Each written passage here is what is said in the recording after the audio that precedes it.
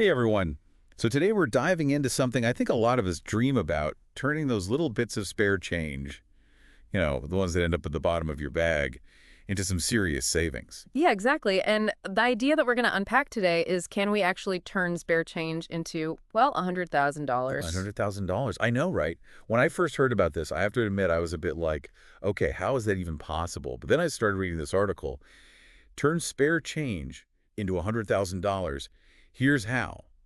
And honestly, my mind was blown. Yeah, and what's so interesting about it is it's not about some like magic formula or get rich quick scheme.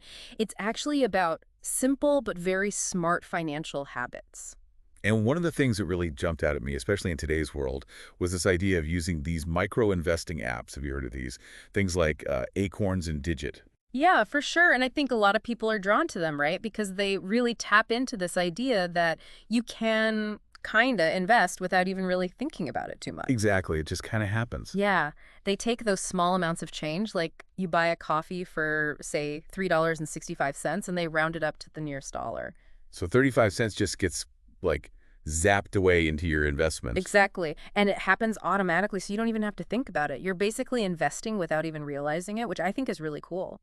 I got to admit, when I first heard about the whole spare change investing thing, I was a little bit, I don't know, skeptical. Maybe it sounded a little bit gimmicky.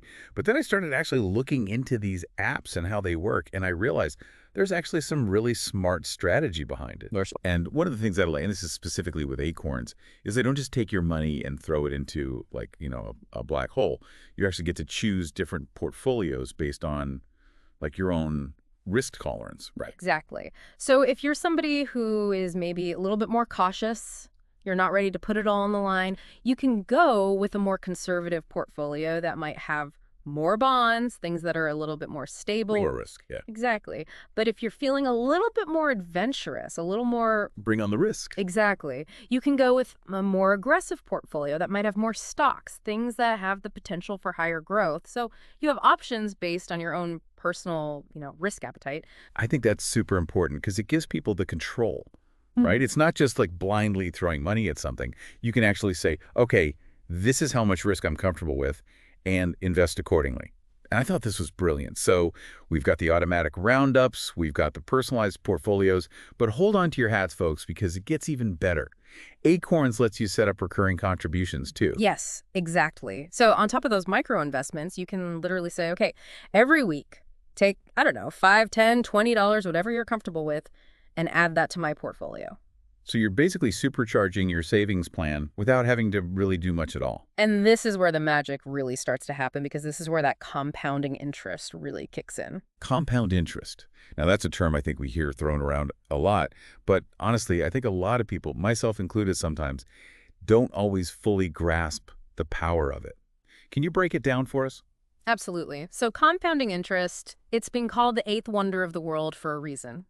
And essentially, it's this beautiful concept where you're not just earning returns on your initial investment, but you're also earning returns on the returns that you've already earned. So it's like your money is making its own money. Okay, I love that. It's like a snowball effect, right? Exactly, exactly. So to put it in even more concrete terms, imagine for a second that you're consistently rounding up just $1 every single day through those micro investments. Okay, so $1 a day. Now, let's be a little bit conservative and say that over a decade, you get an average annual return of, let's call it 7%. Do you know that that tiny little daily investment, that $1 a day, could potentially grow to over $5,700? Lee, are you serious? Just from $1 a day? Just from $1 a day. That's the power of compounding. I told you, mind's blowing. Yeah. Right? And it really just highlights how these, what might seem like small, insignificant efforts can actually lead to some pretty significant results over time. And it all comes down to consistency.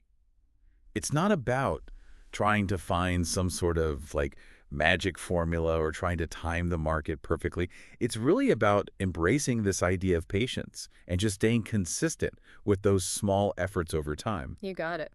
It's funny though, because while that whole like set it and forget it approach to investing is really appealing, one thing that this article really emphasized was this idea of being prepared for the unexpected. And I thought that was really interesting too. Absolutely, yeah. It's like you don't want to put all your eggs in one basket, right? You Ah. want to make sure that you're growing your money, but you also have that safety net, that financial cushion in case like throws you a curveball. Exactly, because let's face it, things happen. So we can't just be thinking about like long-term investing with this spare change strategy, right? Right. And the article actually recommends, even if it's just a few $100, having that separate emergency fund, having that money set aside, it can make all the difference in the world if you suddenly find yourself, facing an unexpected expense, car trouble, you lose your job, whatever it might be. Yeah, it's like that old saying, hope for the best, but prepare for the worst. But instead of just, stashing cash under our mattress, we're talking about actually like strategically building that financial buffer, which I think is smart. For sure, for sure.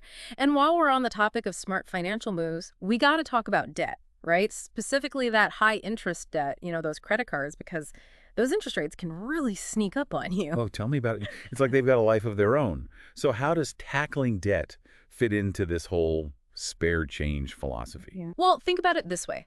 Every dollar that you're paying in interest, especially in those high interest credit cards, is a dollar that could be working for you, right? It could be growing in your savings, it could be invested. So even using, a small portion of your spare change to start chipping away at that debt, it can make a huge difference over time. It's like you're freeing up your money, right? So That's it can it. actually work for you instead of against you. Exactly, exactly. Okay, so we've covered micro investing, building that emergency fund, tackling debt. But this article, it didn't stop there, did it? No, it did not. It went even deeper and it delved into something that I know a lot of people listening are probably curious about, which is this whole world of side hustles. Side hustles. Everyone's got one these days, or at least it seems like it, and for good reason. I mean, it's an amazing way to bring in some extra cash, right? So can we apply that same kind of spare change mindset to side hustles? Absolutely. Instead of thinking, oh, I need to commit, 20 hours a week to this side hustle, think about it more like, okay, what are those pockets of free time that I have throughout my day or my week? And how can I turn those into potential income streams? I love that. So it's like instead of saying, oh, I don't have time for a side hustle, it's like, okay, what can I do with the little bits of time that I do have? Exactly. So give us some ideas. What are some side hustles that, somebody listening right now could realistically explore? Well, the article had some really good suggestions. It talked about things like freelancing, right? And that could be anything from, writing and editing to, graphic design, virtual assisting. It really depends on your skills and your interests. But there's so much opportunity out there in the freelance world these days. It also mentioned, maybe starting an online business like selling handmade goods on Etsy or something like that, or even exploring the world of blogging. Blogging. See, now that's something that's always intrigued me. I love to write. Imagine if I could, take my passion for, I don't know, travel, cooking, whatever it might be, and actually turn it into a blog.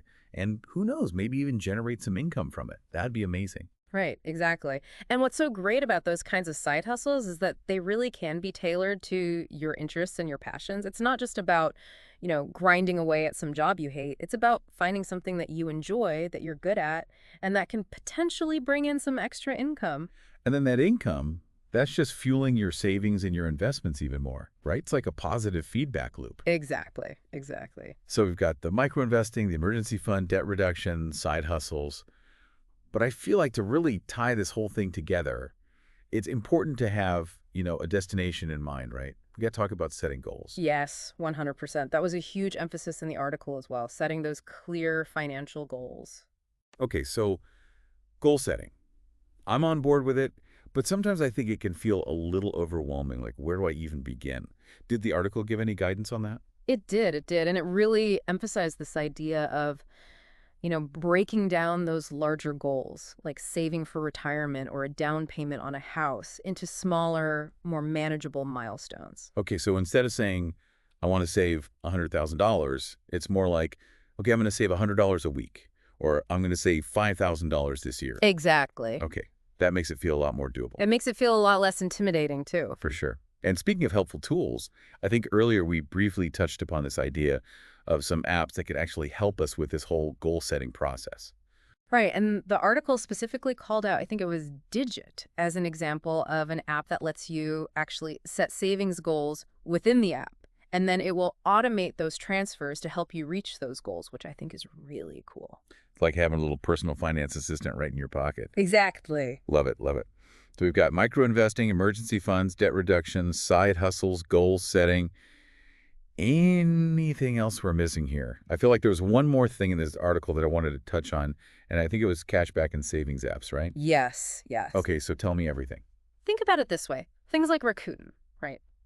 It's basically a way to get paid for shopping that you're already doing.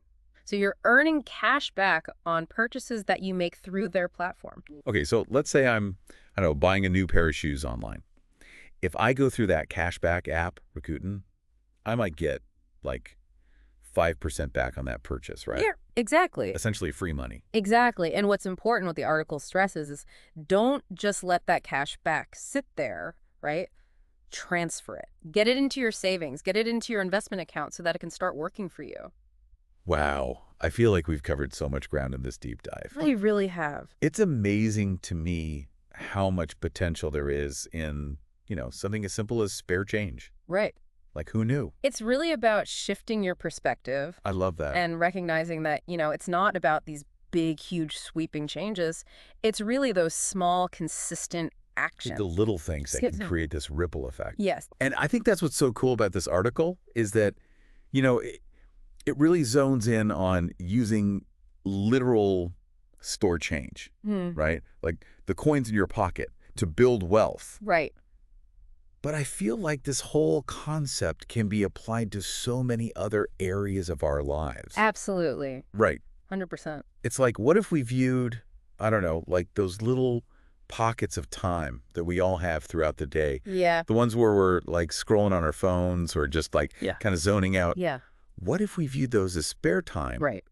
That's ripe for investment. Yeah, exactly. Because we all have it, Yeah, we right? do. It's like instead of saying, oh, I don't have time to learn a new language or I don't have time to, write that book I've always wanted to write. Right. It's like, okay, what are those little 15-minute increments that I have throughout the day where I can invest in myself, invest in my goals? That's like we talked about earlier with those micro investments. Yes. Instead of letting those little bits of time just slip away, we can actually use them to, like you said, learn a new skill. Yes. Read a book, work on a passion project, anything. Yeah, exactly. And over time, just like those financial investments, those little efforts, they compound. They do, absolutely. I love it. Yeah, it's amazing what you can achieve when you start to look at it that way. It's so true. Yeah. Well, I don't know about you, but I am feeling super inspired after this deep dive. Me too, me too. And I think the biggest takeaway for me, and hopefully for everyone listening, is that you don't have to be a financial expert to start taking control of your finances. Absolutely not. Start small. Yes. Be consistent and watch those small changes turn into something pretty amazing. I love that, yeah. Until next time, keep diving deep and keep those aha moments coming.